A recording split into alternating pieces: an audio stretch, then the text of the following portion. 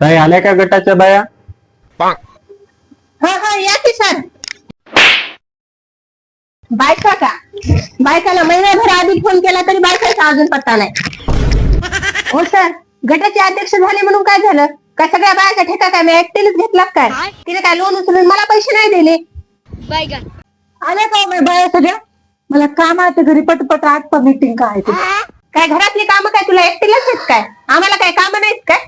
America आहेत. हो sir, meeting होत तरी तू कोणाला अजिबात हालू द्यायचं नाही. मी अध्यक्ष असले म्हणून काय माझी जिम्मेदारी नाही ही सगळी.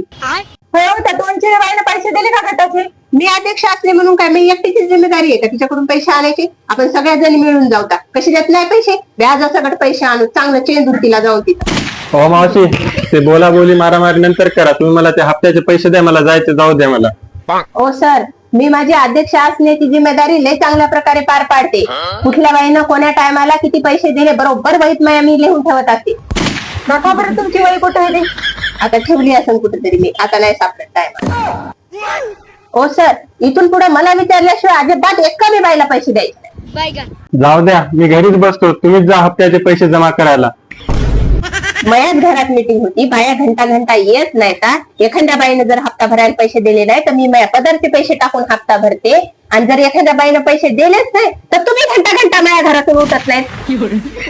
आणि भरले तर काय झालं एका बा? तुम्ही 50,000 तुझं लोन पास केलं होते, 2,000 तर आधीच काढून घेता. भरल्या ना काय झाले? हो सर, काय नाही.